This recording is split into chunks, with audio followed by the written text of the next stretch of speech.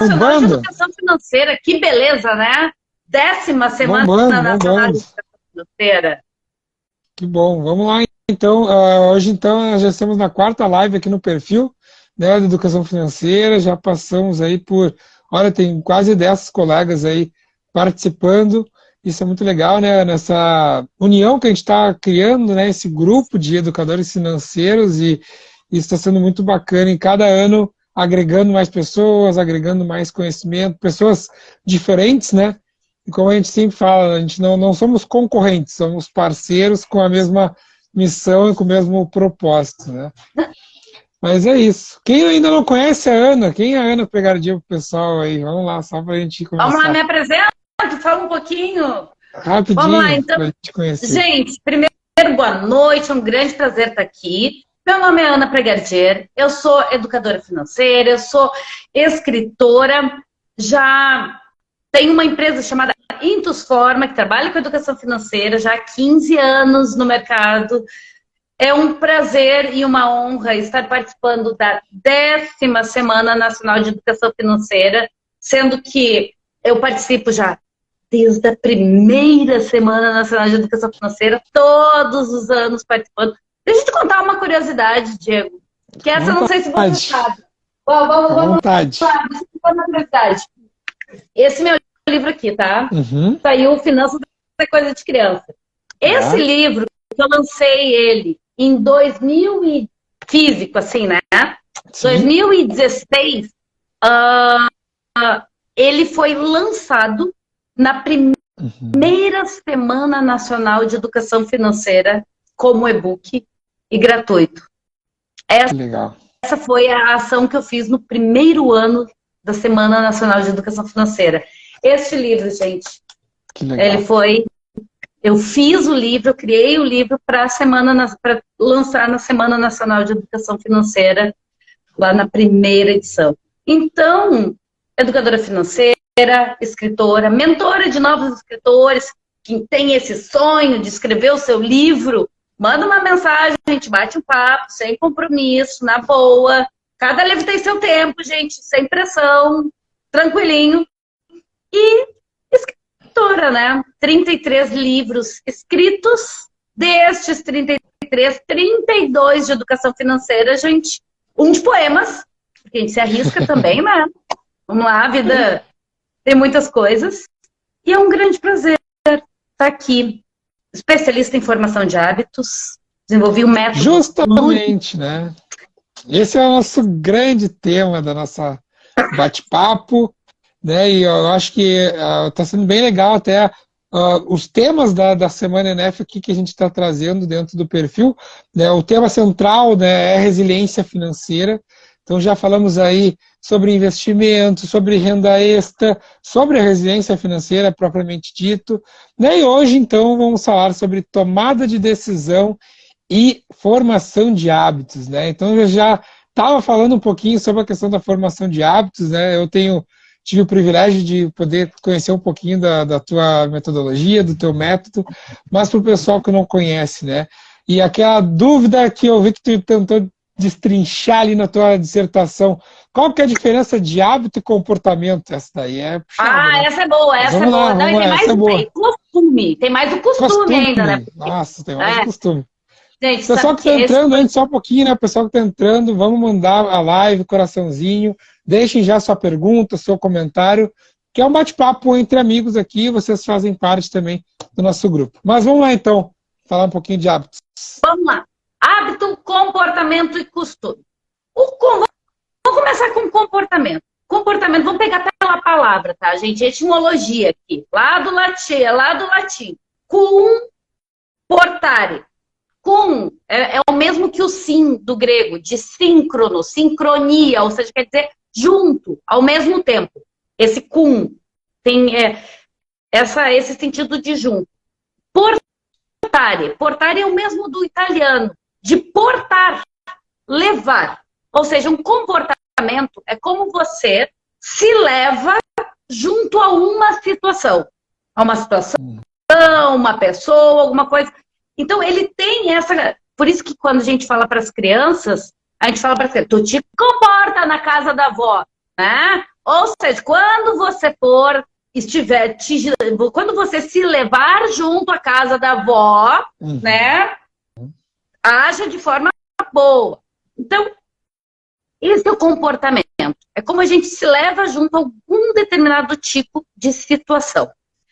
O hábito e o costume, eles são muito parecidos.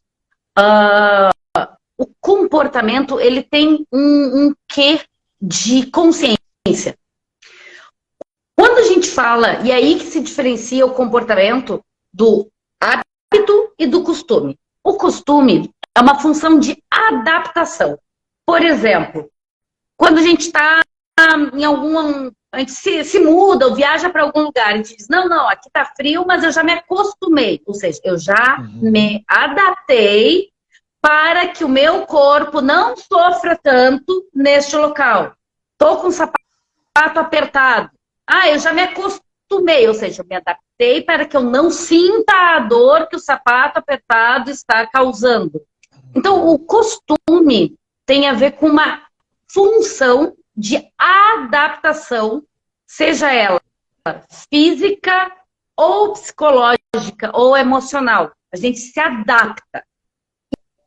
E esse é um ponto interessante, porque quando a condição de adaptação é extinta, a gente não continua fazendo aquela coisa. A gente se acostuma para sofrer menos, mas quando não precisa mais, a gente não faz mais. Um exemplo. Cada pessoa tem alguma coisa diferente nesse sentido, mas eu, por exemplo, pepino e coentro, se eu como, eu fico, sei lá, horas, 6, 7, 8 horas, parece que aquilo tá transpirando, assim, sabe? O cheiro do coentro e do pepino. Sei lá por quê, né? Teve uma época que eu fui muito pro Nordeste, e lá eles comem coentro em tudo, né? Tudo. E o que aconteceu? Eu me acostumei com o coentro. Depois de 2, 3 semanas, eu só ficava sentindo e exalando o cheiro do coentro por umas 2 horas.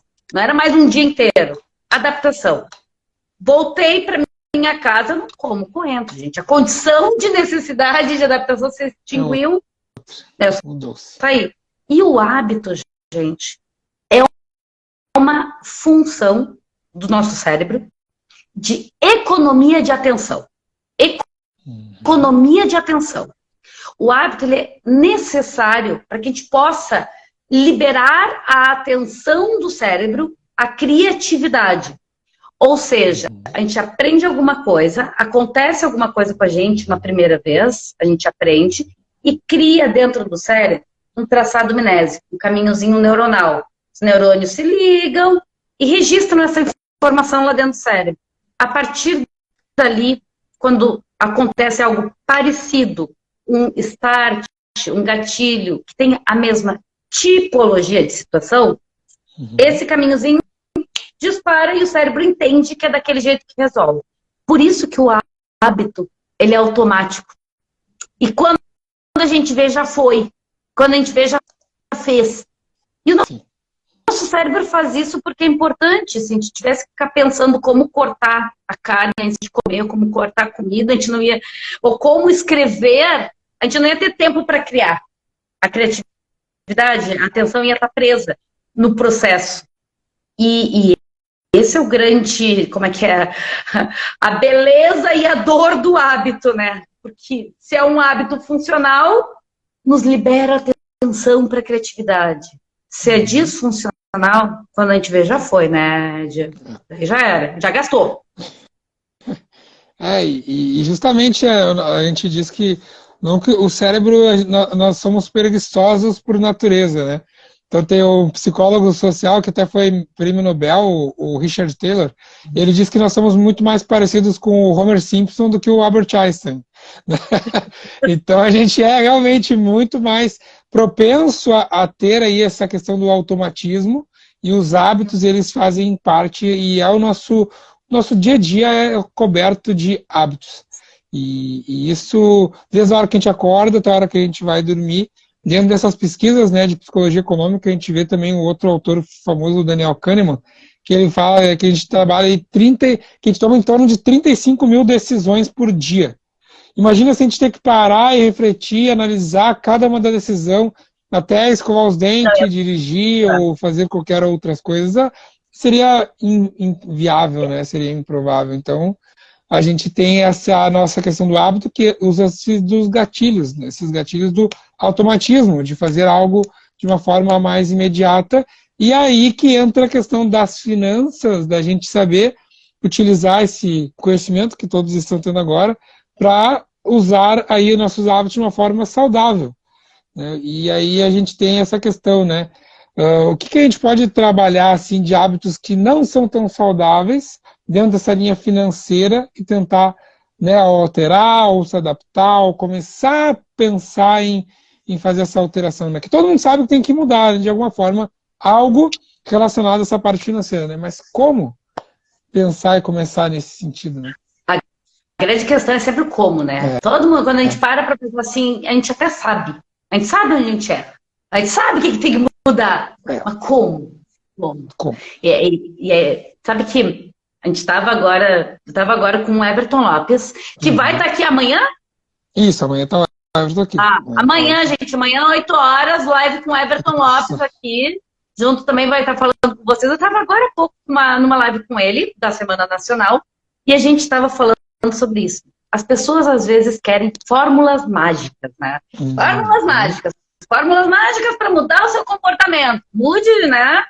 Como se as coisas acontecessem por mágica. E daí, Diego, eu fiz esses tempos um post aqui no Instagram, vocês procurem lá depois no meu perfil se quiserem, né? @AnaPregardier, que eu dizia assim no post.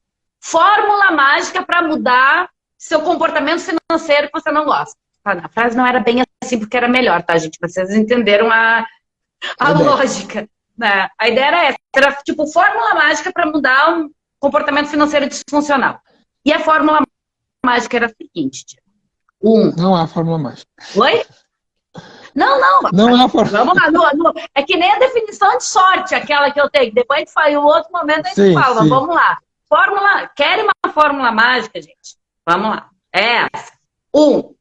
Pegue um papel e escreva 3 comportamentos financeiros seus, que vocês têm, de hábitos financeiros, assim, que vocês têm todo dia e tal, que vocês querem mudar.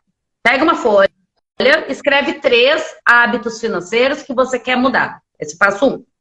Passo número 2. Pegue essa folha, lembra que fórmula é fórmula, né, gente? Fórmula, tu tem que seguir o passo a passo bonitinho. Então, passo 1, pegue uma folha, escreva 3 hábitos financeiros que você quer mudar. Passo número 2, pegue essa folha e colhe ela em algum lugar que você vai enxergar pelo menos uma vez por dia. Por exemplo, na porta de saída da sua casa, ou no espelho do banheiro, ou na frente da privada. Na frente da privada super funciona, tá, gente? Super funciona. No espelho do banheiro, ali onde você escova os dentes, na frente da privada, ou na porta da saída de casa. Colar no computador não vale, tá? Porque é que nem post-it que vira paisagem. Sabe? Post-it que a gente coloca para lembrar as coisas e vira paisagem no computador? Computador não vale, gente. Então, passo número 2. Colhe essa folha num lugar desses assim. Porta, banheiro e tal. Passo número 3. Quando você olhar para essa folha, você escolhe um desses 3 hábitos financeiros que você quer mudar para naquele dia você tentar evitar. E fica com ele na cabeça, tá? Esse é o passo número 3. Escolhe. Passo número 4. Durante o dia, você vai conscientemente, não precisa mudar os 3, tá, gente? Escolhe um. Começa devagar. Escolhe um. Durante o dia, você presta atenção e conta quantas vezes você conseguiu evitar aquele hábito. 1, 2, 3. E quando chegar em casa, vai lá na folhinha e marca com um palitinho quantas vezes você conseguiu mudar. 1, tipo, 2 eu consegui evitar, 3. Marca com palitinho mesmo na folha. E passo número 5, que é o último passo da fórmula, gente. Repita esse processo amanhã. Simples, fórmula mágica. A mágica, gente, parte da nossa ação. Não é uma força divina que intervém e muda a nossa realidade financeira. É a nossa ação. Essa é uma das formas, né? Esforço repetitivo, consciente. Uma das formas de mudar o hábito. Né? Isso, justamente, né? E a gente vê muitos livros e pessoas falando na questão da fórmula mágica até em relação à quantidade de dias, né? Ah, são 20 dias, são 60 dias, né, tinha os desafios de 21 dias, né, 30 dias, né? E essa questão da repetição, eu acredito que, né, era uma média que eu acredito que tenham sido feitas pesquisas, por isso que tem esses números aí. Mas média é isso, né, gente? Média pode ser uma semana, pode ser 365 dias ou mais, né?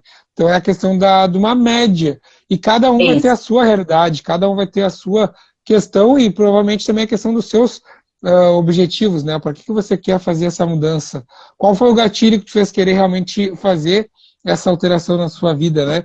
E daí também tem outra forma que tu traz também, além da repetição, tem a questão da questão do abrupto, né? Que tem até um termo mais bonito que agora me fugiu. Desestruturação do hábito. Olha aí, a desestruturação do hábito. Como é que é essa parte aí? Gente, para contextualizar, né? Eu sou pesquisadora de formação de hábitos. Isso. Estou na Universidade Estatal de São Petersburgo, da Rússia. Eu certifiquei um método chamado lúdico vivencial de formação de hábitos. Não é livrinho de autoajuda não, né, Ana? Não, e nada contra, até porque, na minha opinião, a única ajuda que faz sentido é quando a gente se autoajuda. Se a gente não se autoajuda, não faz sentido nada, ninguém pode nos ajudar. Mas esse é assunto para outra live. É assunto existencial. Mas né? o importante é a questão do método, né? A questão do quanto tu pesquisou e foi atrás disso. Né? Porque assim, gente, lá eles têm processo de certificação científica que você leva, faz durante 4 anos, segue aplicando um método segundo a ciência positivista, não pode ter alteração no processo, tem que repetir, não pode ter sazonalidade, o resultado tem que ser preditivo, tem uma série de critérios científicos que tem que se manter para ser reconhecido como um método. E o lúdico vivencial de formação de hábitos é um método reconhecido, e dentro dessas pesquisas da formação de hábitos, são 2 formas, né, de mudar um hábito, que a gente pode mudar um hábito. Uma, esforço repetitivo consciente, que é o que a gente falou antes.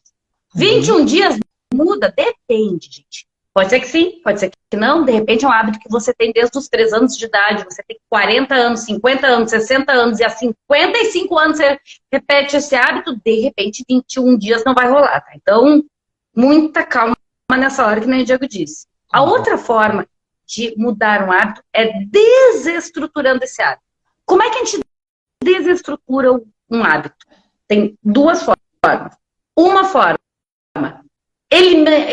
eliminando a condição de existência do hábito. Quando a gente elimina a condição daquele hábito existir. Anotem isso aí, gente. Anotem isso aí. Anotem para não esquecer. Anotem. E aqui eu vou dar um exemplo que certamente vocês já ouviram.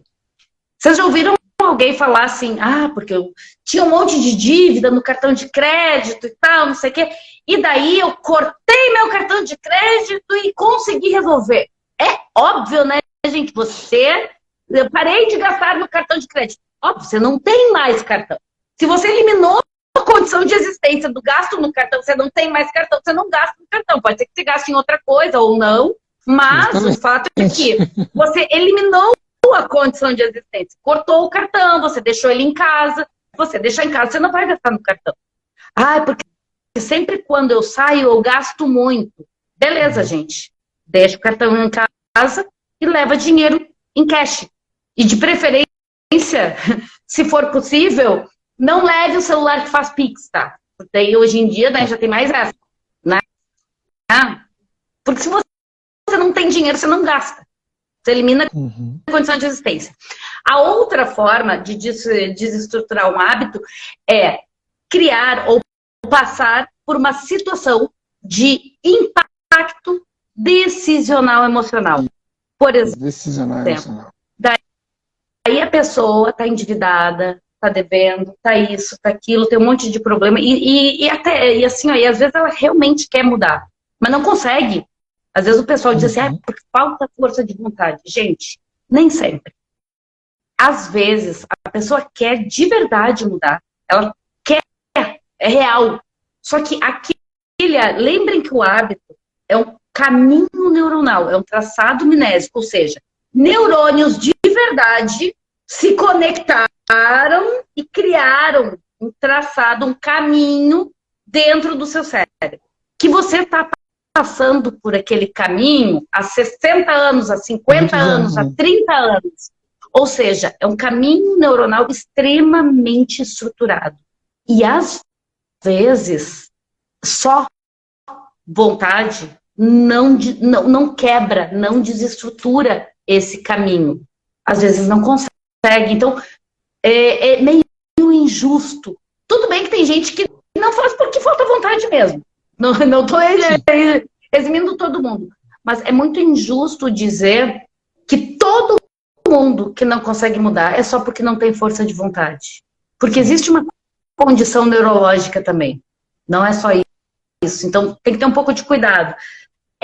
Por exemplo, essa questão da desestruturação pelo impacto decisional e emocional pode ser, por exemplo, digamos que eu lá, né, Diego, tô endividada e tal, não sei o quê, tô devendo isso, aquilo, mas assim, vou dando meu jeito, vou dando meus pulos, aquela coisa, né? E daí, digamos que a minha filha fica doente e eu não tenho dinheiro para comprar o remédio para ela. Pode ser que, para mim, isso seja um grande impacto emocional. Como que, por causa das minhas bobagens, da minha desorganização, eu não estou conseguindo comprar o remédio que a minha filha precisa ter para melhorar. Pode ser que, para mim, isso seja um grande impacto. Pode ser que, para essa pessoa aqui do lado, para outra Ana aqui do lado, não tá nem tchum. Então, o impacto decisional e emocional não é igual para todo mundo, gente. Pode ser diferente. A possibilidade de repente, mudar de carreira, de fazer uma viagem, de pagar algo para um filho, de comprar... Não, então tá. Então, se eu fizer isso, eu vou conseguir mudar tal coisa. Tudo bem. Por exemplo, tem gente que quando decide fazer uma cirurgia estética, muda a sua vida financeira, porque aquela mudança estética, seja ela qual for, é tão importante que é um grande impacto que ela consegue mudar. Sim. Não tem a ver só com vontade, entende, gente? Tem a ver com emocional. Decisional, emocional. Então, essas duas formas de desestruturação do hábito, através da eliminação da condição de existência ou do impacto. Essa é a outra forma, além da repetição. Né? Perfeito. Às vezes você lê alguns termos que dizem, né? Ou aprende, né? Ou muda na dor ou no amor. Ou né? no amor. No amor seria justamente, né, essa questão da repetição e pegar aquela questão da tentativa todo dia, e a dor é a questão desses impactos decisionais. E na pandemia a gente teve muito isso, né, principalmente nessa parte financeira. Muitas pessoas foram aí demitidas, ou pessoas que daqui a pouco eram a fonte maior de renda vieram a falecer ou tiveram problemas de saúde na pandemia, e aí foi a questão da parte mais complexa, né, e mais emocional ali. E esse aí e deu um exemplo até na pandemia, que quando, né, eu peguei esse conceito contigo, que me veio muito na hora que aconteceu, foi a questão de usar a máscara, né? Então foi uma formação de hábitos à força, goela abaixo, como diz aqui, e que todo mundo acabou utilizando de uma forma, né, muito rápida. Isso foi, né? Dentro dessas duas formas de hábito, de mudança de hábito, sim, foi a desestruturação do hábito pela eliminação da condição de existência. Ou seja, ou tu usa a máscara ou tu não sai. Ou seja, a condição de sair, a condição de existência de sair, se tornou vinculada à máscara. Então, assim, ou tu usa, ou tu não sai. Se tu quer continuar saindo, tu vai ter que usar. Essa é a condição de existência. A saída, por exemplo, né? E uma coisa, Diego, que eu acho que é bem legal, porque às vezes, assim, galera que tá aqui, essa eu não vou responder agora, tá? Mas eu vou perguntar para vocês que estão online aqui, ó. Vocês acham, enquanto eu vou falando, vocês me respondem aqui. Vocês acham que é mais fácil criar um hábito, tô falando neurologicamente, tá? Só, não. Vocês acham que é mais fácil criar um hábito na criança ou no adulto? Vamos respondendo aqui enquanto isso. Porque essa é um ponto, né, Diego? A gente diz, né? Ah, não dá para ensinar truque novo para cachorro velho, aquela coisa e tal, não sei o quê. Papo das torto, morre torto, aquela coisa. Tem muito isso da criança popular, sempre foi assim, né? Sempre foi assim. Gabriela. A síndrome de Gabriela, né? Sempre foi assim, nasceu assim. Tem muito disso, né? E a gente também, às vezes, se pega com isso, gente. Por exemplo, porque eu sempre fui assim, eu não consigo mudar e tal. O que acontece? Acontece que, como se cria esse traçado amnésico dentro do nosso cérebro? Ele se cria a partir de uma situação que tem um impacto decisional emocional. Então, uma situação como essa cria o caminho neuronal, é a condição de start para ligação dos neurônios nas sinapses e a criação do traçado amnésico. Essa situação decisional emocional cria um hábito e se ele já existe, também ela quebra este hábito. O que acontece? Na criança, tudo é novo. Ela não viveu ainda muita coisa. Então, praticamente tudo são novas experiências. Tudo tem um impacto decisional emocional, porque ela nunca viveu aquilo, ela tem que escolher. Ela tem, mesmo que seja inconsciente, né? Porque as situações estão aí no dia a dia e a gente simplesmente age. Às vezes a tomada de decisão se dá de forma inconsciente. E na criança, mesmo que seja de forma inconsciente, ela decide como agir naquela situação e age, criou o traçado amnésico, registrou e é isso, gente. A partir dali, toda vez que tem uma situação com a mesma tipologia daquela, o cérebro, por economia de atenção, segue ali. No adulto, funciona da mesma forma. Situações com impacto decisional e emocional, primeiras experiências, criam hábitos, formam hábitos, primeiras experiências. Só que a diferença é a seguinte, nós adultos já vivemos tanta coisa. Já passou por tanta coisa, né? Toda vez que eu falo isso, até todo mundo, a gente olha, a gente tá chegando naquele suspiro, né? Gente, é tanta coisa que a gente já passou que não é qualquer coisa que nos impacta. Se chegar, Diego, para uma criança e dizer assim, nossa, fulaninha, você fica horrível de azul para criança de 3 anos.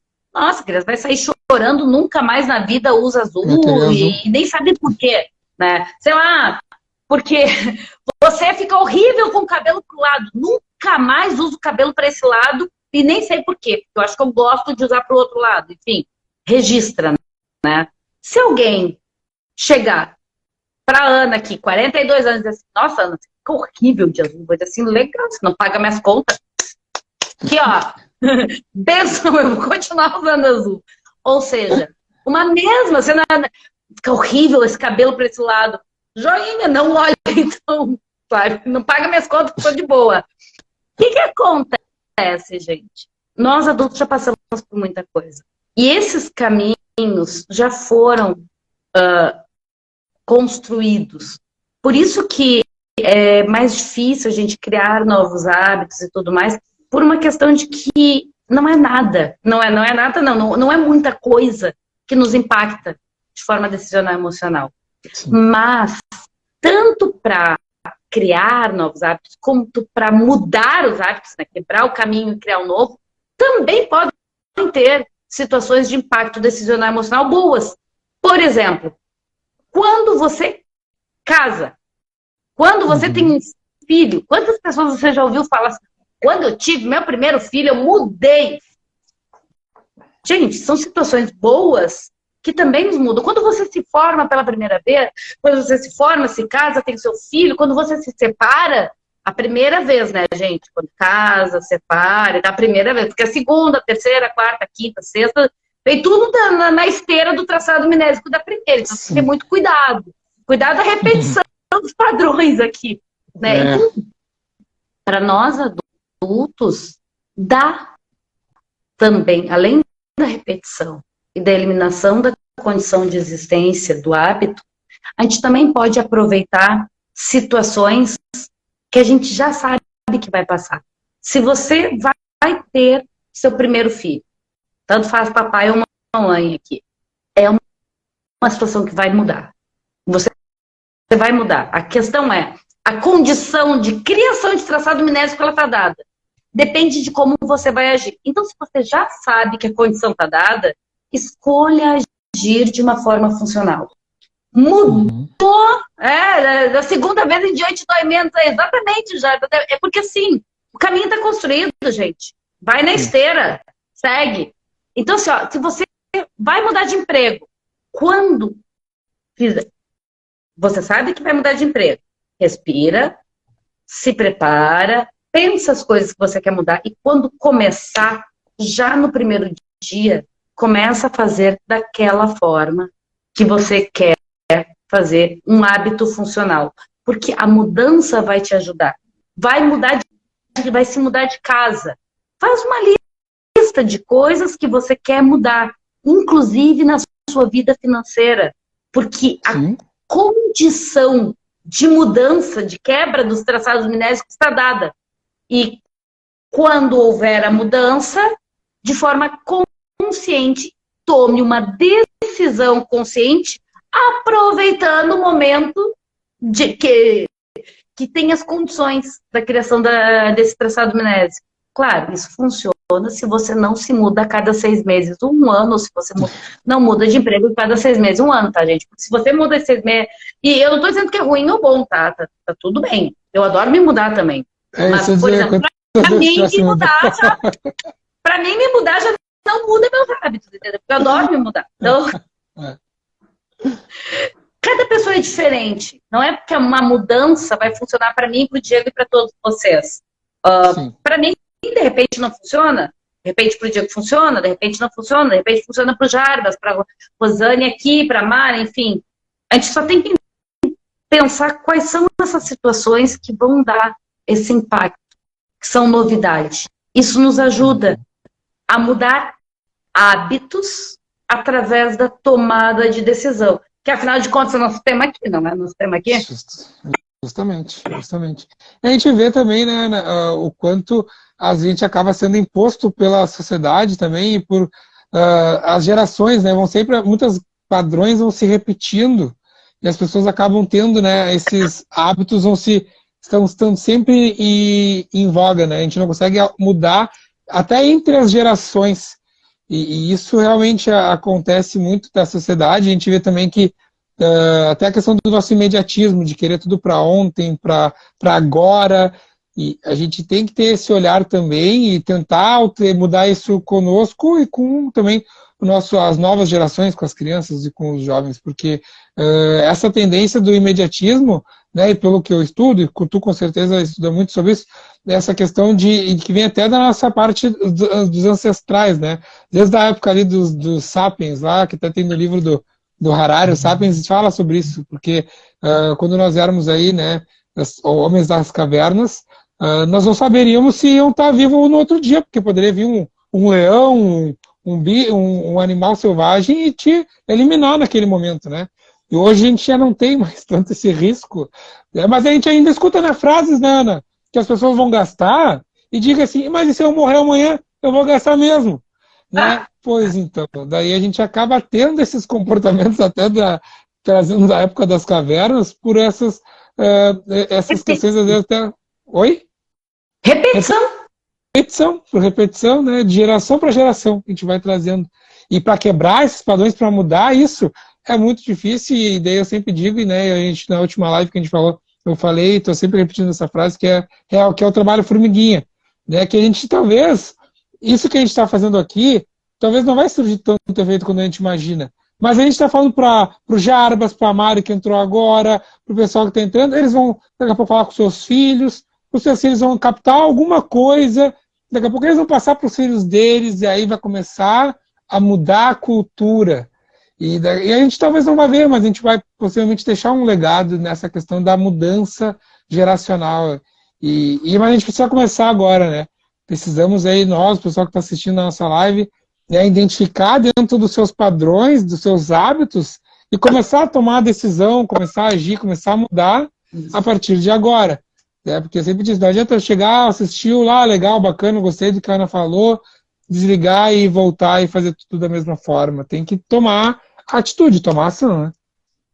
Não, e assim, ó, eu sei que a gente ainda não está acabando a live, mas eu já vou dizer isso agora, porque deu a deixa, né? Então eu vou aproveitar. Gente, se tiver uma coisa só, que eu tenho que deixar aqui para vocês hoje, de toda essa nossa live, embora a gente vai continuar falando ainda, porque tá sendo, a gente tem tempo, vamos aproveitar. Mas se eu tiver que deixar uma coisa para vocês lembrarem, levarem para o dia a dia de vocês, é o seguinte.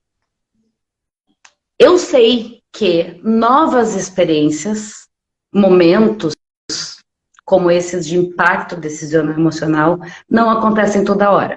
Mas acontecem na nossa vida adulta. Quando você se forma a primeira vez, quando você compra o primeiro carro, quando você forma na primeira pós-graduação, novidades. A dica que eu deixo, se eu tiver que deixar uma coisa para vocês, é: observem quando houver alguma situação de primeira vez de novidade, respirem e quando ela estiver acontecendo, escolham como agir de forma boa e saudável, funcional para vocês. Porque este é o momento onde criam-se esses traçados mnésicos. Aproveitem. Não é toda hora que acontece, mas nós somos adultos. Se eu puder deixar uma coisa, aproveitem esses momentos. Eles não acontecem toda hora, mas acontecem, gente. A primeira vez que você viaja para sei lá para onde, a primeira vez que você conhece uma pessoa, a primeira vez que você vai entrar e vai falar com um grupo lá da EGF, da Educação Financeira, a primeira vez que você vai atender um cliente, a primeira vez que você vai atender o teu cliente de educação financeira, ou qualquer que seja o teu cliente, é uma primeira vez. E ela cria traçados mnésicos. Esse cliente, a primeira vez que ele está procurando um educador financeiro, gente, é a primeira vez. Leve esta reunião, esta consultoria, de uma forma funcional, boa, para que isso crie um padrão de resposta funcional. Você não vai resolver o mundo naquilo ali, mas pense em como você pode proporcionar uma experiência funcional para aquele teu cliente. Não adianta falar para ele, como é a primeira vez, aprenda que tal coisa. Gente, traçado mnésico não se cria pela fala. É um processo interno, neurológico nosso. Então o Diego pode me falar a noite inteira aqui sobre qualquer coisa que não vai criar um traçado mnésico. A não ser que ele crie uma experiência vivencial para mim. Por isso que o método é lúdico, vivencial de formação de hábitos.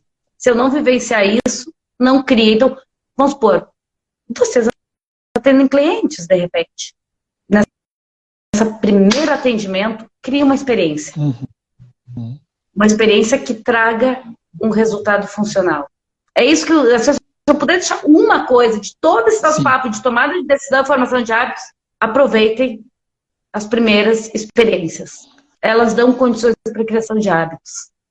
E nessa linha, né, eu acredito também que é importante as pessoas se colocarem em situações de novas experiências, né, justamente. Então se coloquem, se tem uma oportunidade de se colocar nessas oportunidades, se coloquem. Não tenham tanto receio, medo. Até aconteceu essa semana, uma colega nossa ali do grupo chegou assim para mim, Diego, que eu nunca fiz uma live. Eu digo, mas vamos fazer, vamos colocar, vamos fazer, né? Eu contei para ela que eu fiquei um ano inteiro com o perfil até conseguir fazer um story falando assim, sabe?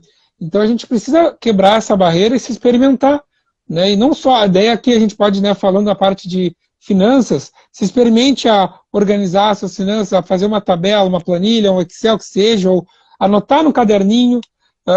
Investir, muita gente às vezes não investe por ter medo, mas experimenta, coloca R$5, R$10, né? Tem que se experimentar, né? A gente não pode ter, e é que nem com comida também, né? Não gosto, nunca comeu, não sabe se é bom ou se é ruim, né? Experimenta, vivencia essa situação para tu poder daí sim dizer que tu não gostou. Eu acredito que também tem essa questão de se colocar em situações. Perfeito, totalmente. E assim, se coloque nas situações e tenha consciência de que as decisões que você vai tomar e a forma como você vai agir naquela nova experiência criam padrões de resposta. Uhum. Tem essa consciência, porque isso nos ajuda, gente. Na realidade, se a gente tem essa informação, a gente sabe disso, a gente está usando a nossa própria forma neurológica e biológica de como as coisas se dão ao nosso favor. É só uma questão de saber como funciona e aproveitar isso.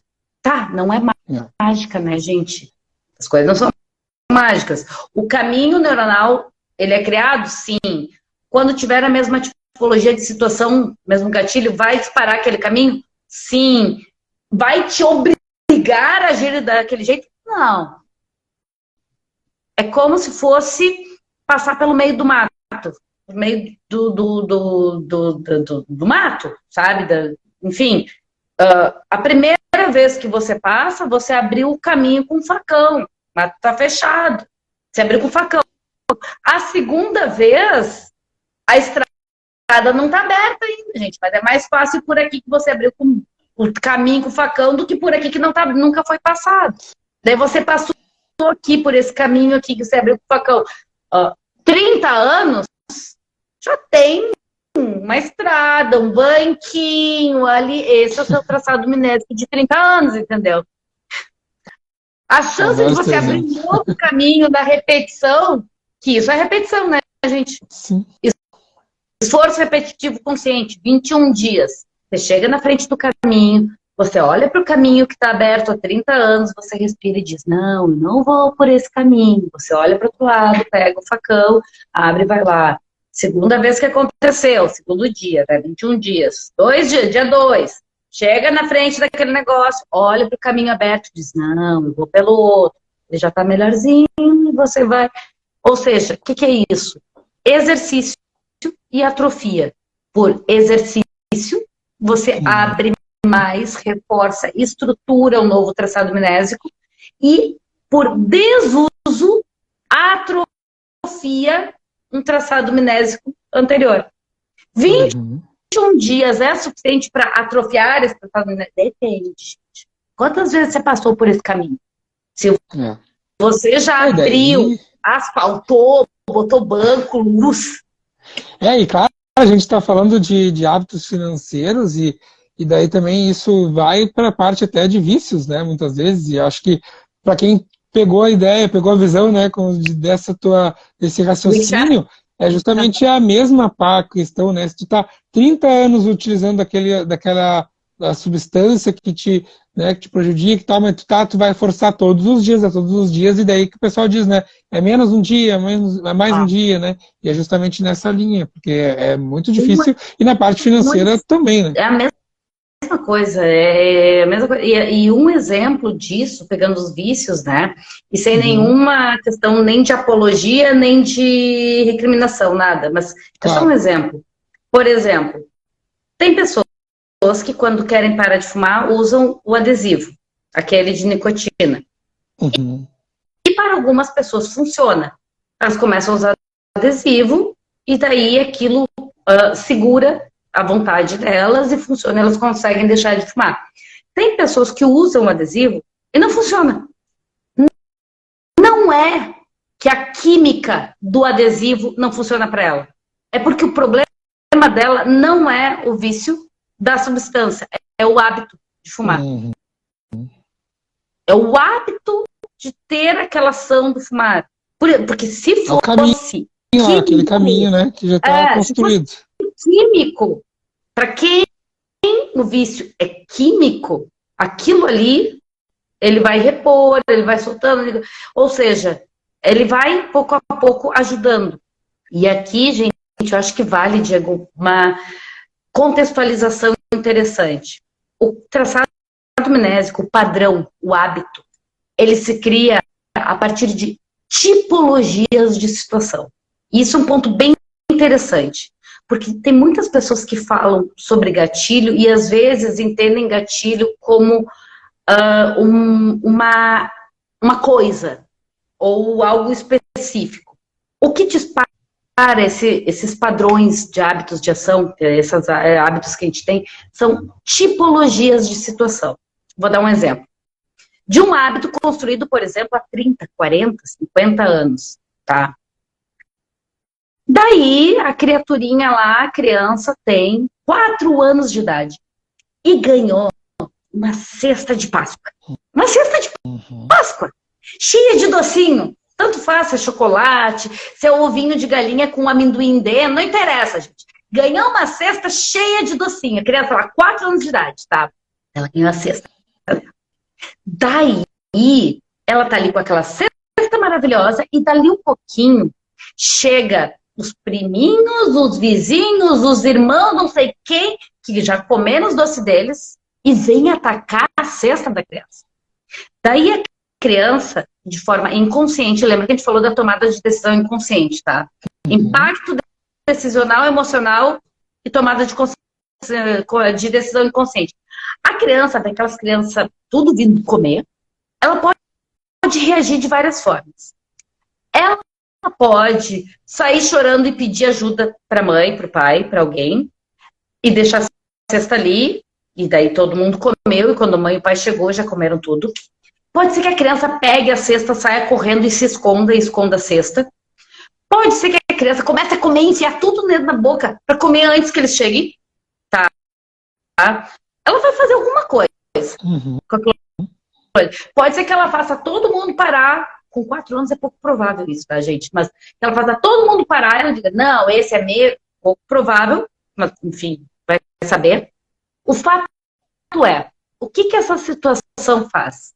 Essa experiência é uma experiência onde a criança recebeu uma grande quantidade de recursos de forma pontual e inesperada. Ou esperada, mas pontual. Não é habitual. Ela não recebe uma cesta de Páscoa toda semana, ou todo dia, ou todo mês. É pontual. Hã? Sim, sim. Não deveria, pelo menos, né? Não deveria. E o que acontece com isso? O que ela aprende? O que registra dentro lá do traçado amnésico, do caminho neuronal dela? Toda vez que eu receber uma grande quantidade de recursos pontuais, eu vou sair correndo, porque vão querer pegar e eu vou sair correndo, vou pedir ajuda para alguém. E quando chegar, já acabou. Ou, quando eu receber uma grande quantidade de recursos pontuais, eu vou gastar tudo antes que gastem e usem meu dinheiro. O que eu vou fazer quando eu receber uma grande quantidade de recursos? E quando eu digo grande quantidade, gente, da mesma forma que a cesta também, né? E assim, ó, por exemplo, a cesta de Páscoa é esperada, a criança sabe que vai receber, então não é uma novidade. O 13º também, gente. O 13º, não precisa, eu não estou dizendo que ganhou na Mega Sena, seria legal. Mas quem ganha na Mega Sena também faz a mesma coisa, gente. É padrão, é isso. Então, assim, ó, quando a gente fala que um hábito foi construído lá há 30 anos, por exemplo, daí a criatura, toda vez que recebe seu salário, gasta tudo quando vê já foi. Por quê? De repente, primeira vez que ele recebeu um salário, ele enfim, saiu torrando tudo. Ou vieram pedir dinheiro para ele, para ela, e resolveu gastar antes que me peçam. Verdade. Sabe? Ou seja, não é só com o dinheiro. Tem hábitos financeiros que nós temos que não foram criados a partir do dinheiro. Foram criados sei lá na cesta de Páscoa. Ou com o cofrinho. Daí você dá para uma criança de 3 anos, 2 anos, um cofrinho. Daí toda vez que ela bota uma moedinha dentro do cofrinho, você bate palma e diz: parabéns, botou uma moedinha dentro do cofrinho, que bom, que lindo, que esperto que você é. O que a criança entende? Que usar o dinheiro me dá amor, atenção. Ela não está entendendo que aquele dinheirinho que está indo pro cofrinho serve para comprar o balão, o pirulito que ela desenhou e botou junto com o cofrinho ali. Se você bater palma e parabenizar a criança pelo ato, ela entende que o uso do dinheiro dá em troca atenção e amor. E isso é perigosíssimo se for pensar no futuro. Quantas pessoas que quando estão mal, estão tristes, chateadas, deprimidas, sei lá, gastam? É verdade. Sempre aprendendo. Eu só sempre aprendendo contigo. Muito boa. É um olhar que eu não tinha visto ainda por esse ângulo, né? E a gente sempre fala da questão do cofrinho, mas claro, a gente sempre fala que é importante usar o cofrinho, dar a mesada, mas de uma forma consciente de tu ensinar e falar sobre. Mas esse é um detalhe tão sutil, né? Que, nossa, que faz uma diferença enorme. Muito legal, muito bacana. Porque assim, ó, quando a gente fala principalmente de uma criança bem pequena, né? A gente tem que entender em que ponto, em que fase do desenvolvimento cognitivo que ela está. Qual a fase do desenvolvimento cognitivo? Como que está a formação dela, tanto psicológica como neurológica? Para aquela criança, não adianta a gente fazer um discurso, por exemplo, uma criança de 5 anos. Daí tu diz assim, para uma criança de 5 anos, você vai dar uma mesada. Mesada, uma vez por mês, tá? Por exemplo, para uma criança de 5 anos, tá? Uma mesada, dar o dinheiro uma vez por mês é o equivalente a você receber o salário uma vez a cada 6 meses, se tiver 30 anos. Sim. Uma pessoa com 30 anos consegue receber o salário a cada 6 meses? Gente, pouco provável. Já é difícil para uma pessoa de 30 anos administrar uma vida de autônomo, por exemplo, ou profissional liberal, se trabalhar para o projeto e receber a cada 6 meses. E imagina para uma criança de 5 anos administrar por um prazo tão longo, que 5 anos, né? Um mês, 30 anos, 6 meses. Então, tem coisas do desenvolvimento cognitivo que são importantes. E esse ponto do uso do dinheiro vinculado ao amor e atenção que ganha, isso é muito delicado. E Ana, até porque me perdeu o raciocínio, porque isso faz tão sentido que eu vejo o quanto isso também impacta nos adultos, nas crianças adultas, porque quantas vezes a gente vê repetidas vezes as pessoas que ou elogiam, ou tipo, que legal que tu comprou isso, que não que não seja bom, mas às vezes a pessoa se endividou ou comprou algo que não estava precisando naquele momento para se sentir pertencente ou para realmente ter aquela atenção. Então, assim, e isso é como a gente falou antes, e tu falou muito bem, às vezes muito de forma inconsciente, de que tu acaba comprando, não é porque pelo aquele bem ou por aquele benefício que vai te trazer, mas pelo que veio por trás, né? Os benefícios, né? Aqueles elogios. E hoje, ainda mais com as redes sociais, fica cada vez mais impactado. Isso. Tanto de você frente, né, às tuas pessoas que você conhece, os teus seguidores, as pessoas que tu tem ali, quanto de forma ao inverso de você admirar, vamos dizer assim, as pessoas, né? E daí que vem a questão até dos golpes financeiros e de que a gente vai lá e observa, mas aquele cara tem aquele carrão, aquela casa, com certeza ele é muito bem sucedido, o que ele está fazendo? Eu vou fazer igual. Será? E a gente acaba querendo repetir padrões e muito atrelado a essas questões que podem ser realmente, como tu bem disse, um detalhezinho lá da infância, de tu bater palma pra mesada, né? Que legal. E às vezes nem tem a ver, claro, mas é isso. Outras coisas, sabe, né? Mas é um detalhe. Né? Eu tenho um irmão que tem, meu sobrinho tem 3 anos de idade. E daí eu dei um cofrinho pra ele, que ele é quadradinho e a parte de trás sai, né? E transparente na frente. O que eu disse pro meu irmão? Senta com o Patrick e desenha o que ele quer. O que ele quer? Gente, coisa barata, rápida de se conquistar. Não, tipo, não adianta desenhar uma bicicleta. A criança não vai esperar 6 meses para comprar, porque para ela 6 meses é que nem dizer para vocês, ó, daqui 20 anos você vai comprar um carro novo. Ah, não.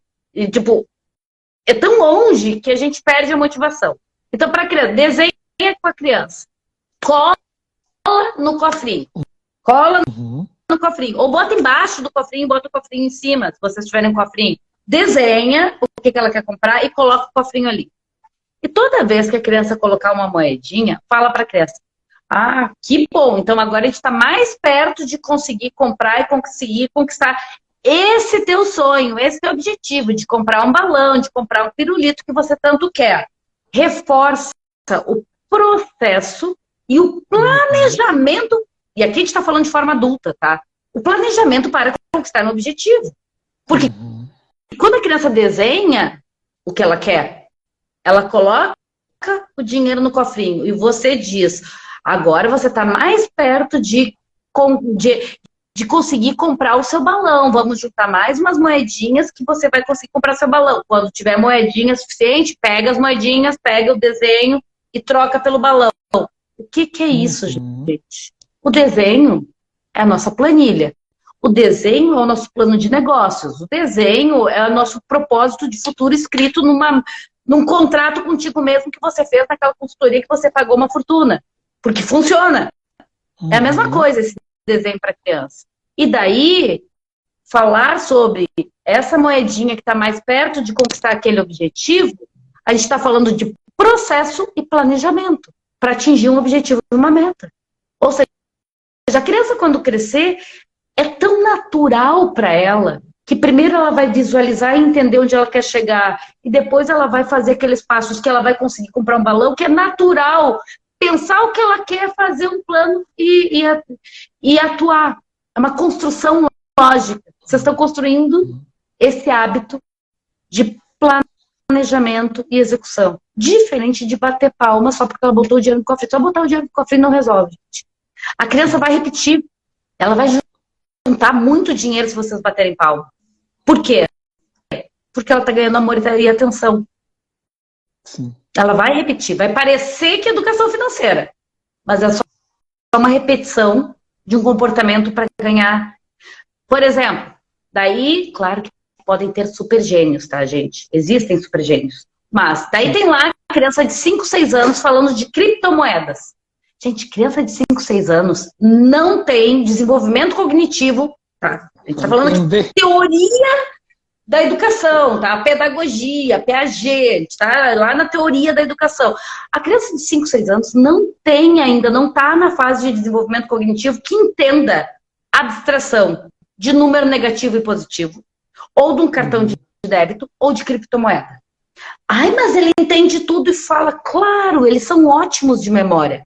Eles ouviram um negócio, falaram para você. Quando eles falaram para você e você disse, nossa, como você é inteligente, eles vão lá, vão decorar de novo, vão repetir de novo e você vai elogiar de novo. E daí parece que a criança sabe, mas na realidade ela não compreende. É só uma reprodução, repetição. Sim. Não quer dizer que ela entenda. Né? Até tu me deu uma ideia, né? Depois vamos produzir aí. Né? Claro, o pessoal está assistindo, vai querer copiar a ideia, né? Mas tudo bem, vamos falar aqui ao vivo mesmo. Até a questão de você fazer esse cofre, onde na mesma ideia que tu colocou de colocar atrás uma imagem, onde que gradualmente aquele objetivo ela consiga ver que quanto mais vai subindo aquele dinheiro, daí a gente às vezes imagina cofres grandes, mas às vezes com um cofrinho pequenininho, né? Que nem aquelas caixinhas de bibs que tinha de M&M's, que tinha aqueles canudinhos ali, né? Que vai subindo e tu vai ver, ó, quando chegar aqui na pontinha, você vai conseguir comprar o seu objetivo, né? Achei bem massa. Gente, questão, e até que você falou de perfeito. Sabe o que me veio na mente? Gente, se você tem uma criança pequenininha, tá? Use uma caixinha de tic-tac. Sabe aqueles tic-tac? Pega uma caixinha transparente, desenhe. Bote a caixinha em cima de um desenho do pirulito, do biscoito, do balão, sei lá. do slime. Slime não, porque dessa idade ainda não quer slime, normalmente. Mas, enfim, do que a criança quer? Que nem tem uma lá, uma pequenininha, que esses tempos estava falando, a mãe estava contando, que ela queria comprar um pãozinho. Porque ela gosta do tal do pãozinho doce. Ela queria um pãozinho. Elas desenharam um pãozinho. Pega uma caixinha de tic-tac, ela vai botar meia dúzia de moedinhas ali, vai encher a caixinha e vai dar para comprar um pãozinho. Não precisa ser coisas grandes, gente. Criança dessa idade, para ela ganhar R$100 ou 2 moedas, ela vai preferir 2 moedas. Por quê? Porque ela não tem ainda o grau de abstração do desenvolvimento cognitivo. E as crianças grandes também podem usar dessa estratégia, né? Então, justamente essa questão de tu enxergar o teu objetivo, por isso que a gente fala de ter em algum local o seu objetivo, né? Um quadro dos sonhos, né? Que o pessoal dá esses nomes, né? Mas assim, tenha isso mais visual, e inclusive, né, a gente tem o Nubank e outros bancos, tem essas, hoje, a caixinha do Nubank, por exemplo, eu acho muito legal por isso, porque tu já tem ali, ó, tu coloca o dinheiro para aquele objetivo, onde está o nome, onde está a imagem, e tu coloca qual que é o valor que tu quer atingir, e até tu já começa a comparar, ó, eu vou ter esse valor daqui a tanto tempo. Então são gatilhos que os bancos aí estão utilizando também, justamente com esses conhecimentos de neurociência, de economia comportamental, e essa parte de neurociência é muito bacana, né, que dá assunto para muitas outras lives, né, mas é isso aí. Não, e Diego, posso aproveitar aqui? Claro, gente, eu tenho uma mentoria chamada Meu Primeiro Livro, onde tem vários escritores que vão lançar o primeiro livro, inclusive Diego, finalmente. Vai lançar o dele também. Mas antes de falar do teu livro, não sei se você vai querer falar, mas que eu acho que é super importante e faz sentido dentro do nosso tema de formação de hábitos, esses impactos, faz sentido a gente falar disso, mas eu quero só mostrar para vocês esse aqui, gente. Cria a vida que você sonha. Esse aqui é um livro de uma das escritoras que vai lançar agora, e o livro dela é exatamente isso. Ele é praticamente o cofrinho desenhado que eu tô falando. Eu não tinha me dado conta disso até ontem, quando eu tava falando com ela. Gente, isso aqui é a mesma coisa que eu falo do cofrinho, entendeu? Igualzinho. Porque assim, ó, é um livro onde ela vai te conduzindo a formalizar e desenhar, ou recortar e colar as coisas que você quer.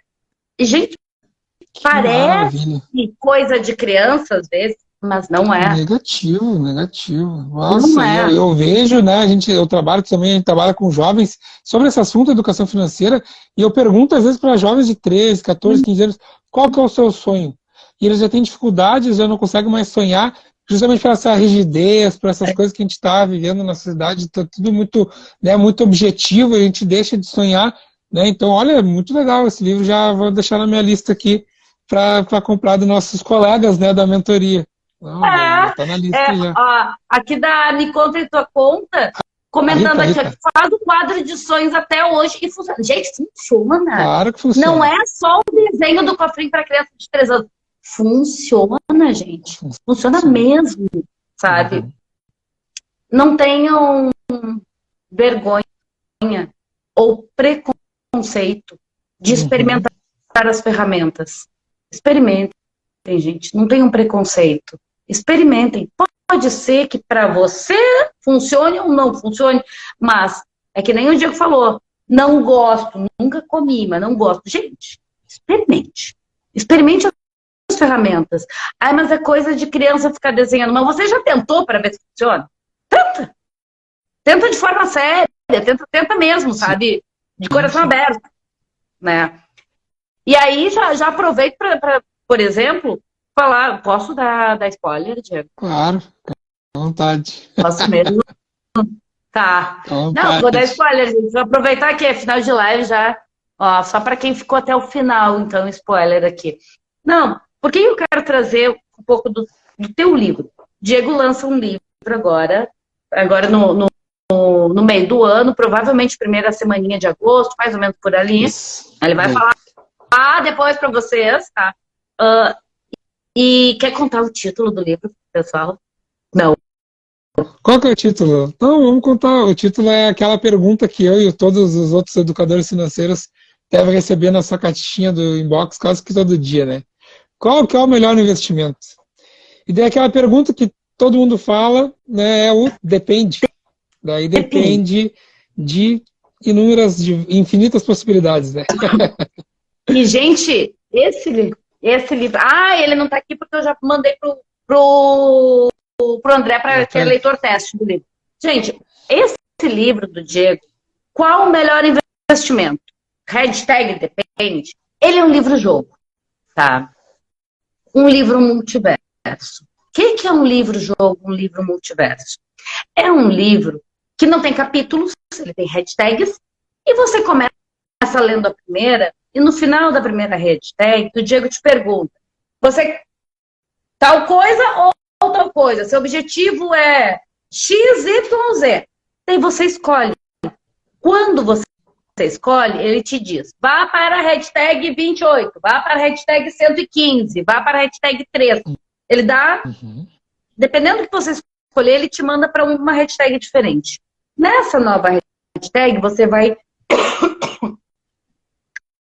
ler mais algumas coisas, e daí, no final, ele vai te perguntar, se isso, vá para cá, vá para a hashtag tal. Se aquilo, volte para a hashtag tal. E assim, o livro vai andando. Então, ele tem vários caminhos e vários finais diferentes. Por quê? Porque a tomada de decisão é diferente. Cada pessoa escolhe diferente. E qual o melhor investimento? Depende de quem? De você, do seu objetivo, de como você é, do seu perfil. E por que esse livro multiverso, gente? O nosso cérebro processa as emoções como reais. Não interessa se o input é fictício ou real. Por isso que quando a gente, por exemplo, vê um filme... Um filme, né? A gente chora. A gente sabe que não é verdade, que ninguém morreu, ninguém tá apaixonado, ninguém tá doente, tá? É tudo mentira, é tudo filmagem, não tem nada de verdade naquele negócio. Mesmo que seja baseado em fato real, ali mesmo que a gente tá vendo, não existiu, gente. Por que a gente chora? Porque o cérebro processa as emoções como reais. Não interessa se o input é real ou fictício. Sim. Emoções. Emocional. Lembrem das duas condições lá para desestruturação e formação do hábito. Impacto decisional, emocional. Emocional. Quando ele te coloca essas opções que você vai decidindo, a gente está falando de quê? Decisional. E você vai escolhendo.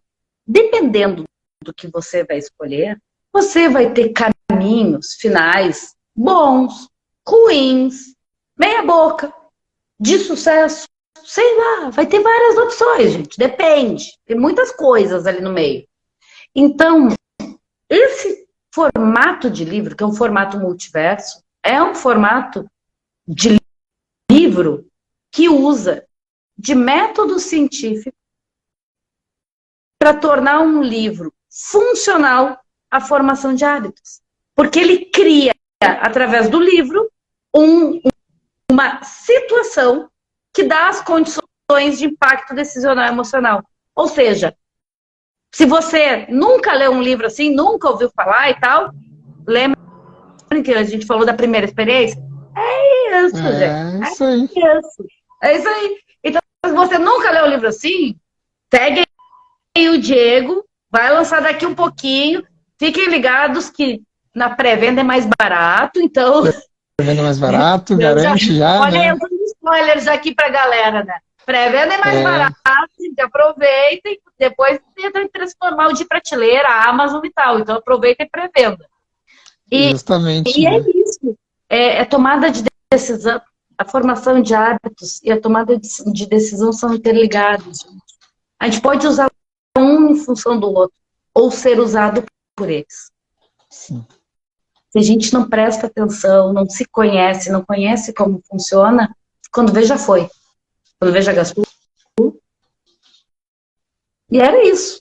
Quando veja, comendo todo o nosso doce, o dinheiro acabou. Né? Acredito que tu trouxe muitos exemplos, né, incríveis aí, que ficou muito prático, muito lúdico para as pessoas entenderem como funciona efetivamente, né, a questão dos hábitos, da formação, do como o nosso cérebro funciona nessas questões. E olha, o pessoal pelo menos elogiou muito aqui a live, eu sempre aprendo contigo, sempre uma aula aqui, né? Mas pela jantada da hora, né? Já são 9h12 aí, mas foi desdeixar a gente fica, né? Se deixar, a gente fica, ainda mais nessa semana ENEF, né? A Ana na 10ª semana ENEF, eu já estou na 5ª semana, né? Sempre participei de alguma forma contigo também, então muito bom a gente estar junto aqui. Né? Acho que a 5ª semana que a gente participa junto já, né? Bem provável que as 5 que eu participei a gente fez alguma coisa juntos, então fico muito feliz dessa parceria. Agora também como minha mentora oficial aí no livro, né? E que está chegando, estou muito empolgado e vai ser muito legal. Então, gente, muito obrigado pela participação de todos. Ana, obrigado por participar com a gente aqui também. Né, a live vai ficar salva, como sempre, a gente vai deixar aqui no perfil Educação Financeira RS. Amanhã vai ter nova live também com o nosso amigo, né, o Everton Lopes, que também também está junto na turma do meu primeiro livro. Que não é o meu primeiro, né? Ele já é o quinto dele, mas ele está. O Everton já é o quinto. Não, e deixa eu contar uma coisa que eu acabei de descobrir agora. Opa. Eu já sabia, né, que inclusive quando eu falei para o Miguel, eu falei para ele, o Everton tem mais de 20 anos de educador financeiro mesmo, assim, né, sim, sim. Como profissão. Profissão. Né, mais de 20 anos, eu falei. Ele é educador financeiro há 27 anos. 27 anos. E era o que a gente estava falando. Gente, 27 anos. Não é que o que ele escreveu, o que ele fala no curso, na mentoria, fez assim e escolheu. São 27 anos de clínica, gente. Clínica. Ele até usava mais antes, né? O Dr. Money, né? A clínica. Gente, muito obrigada. A galera que está aqui até agora. Todo mundo que está aqui com a gente. Todo mundo que tá aí com a muito gente. obrigada. O Jarbas, que está sempre com a gente. A Mara, está sempre com a gente. A Débora, aí, nossa colega que faz parte nova do grupo, do nosso grupo, a Rita. Seja bem-vinda. Seja bem-vinda. Agora tá. Gente, se vocês quiserem, vocês quiserem, me acompanhem lá no @AnaPregardier, que tem.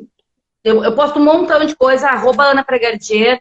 Tem também, pelo menos por enquanto, ainda tenho Finanças e Coisas de Criança. Eu ainda estou pensando se eu não vou juntar esses dois perfis. Muita calma nessa hora, mas Finanças é Coisa de Criança, tem postagem, conteúdo todo dia, gente. Todo dia. Então, assim, quer saber... Inclusive, quer saber das fases de desenvolvimento cognitivo lá das crianças, que eu falei lá de como é que elas pensam e de cada fase, até 2 anos, de 2 a 3. Quer saber? Eu fiz uma postagem falando das fases de desenvolvimento cognitivo por Jean Piaget. Tá lá, gente, carrossel, enorme, cheio de informação, com uma legenda desse tamanho, para quem tá afim de ler sobre isso. Não é postagem de marketing, é postagem de conteúdo. Além, né, Ana, de que tem, além dos 33 livros aí, né, entre os 33, 32 de educação financeira, muitos aí, né, focados na parte da parte do infanto-juvenil, mas também tem para adultos, então, assim, muita coisa, a gente produz conteúdo por amor, né, e para levar esse conhecimento para mudar realmente, para tentar de alguma forma alterar e mudar a vida das pessoas, né. Então, assim, na Amazon tem todos os livros da Ana, né, a gente está sempre aí fazendo alguma atividade, né, como a gente fez no passado o EGF, e estava lá também os livros disponíveis, né, então assim, gente, vamos aproveitar essa semana ENEF, ainda tem mais dias, né, amanhã tem a do Everton, Natanael e a Wendy, e no sábado vai ter também da Gabi Rodrigues e da Cami Lawrence, vão ter também no sábado, né, então temos mais lives aí durante a semana. Tá? Ativem o sininho aí ali no perfil da Educação Financeira RS, ativem o sininho para não perder as lives, gente. Esse é o Diego Ângelos, o meu perfil é diegoangelos.bril, acessem lá. Ana, muito obrigado novamente, para todos aí, uma ótima noite e até a próxima. Até, tchau, tchau. Beijo, tchau, tchau.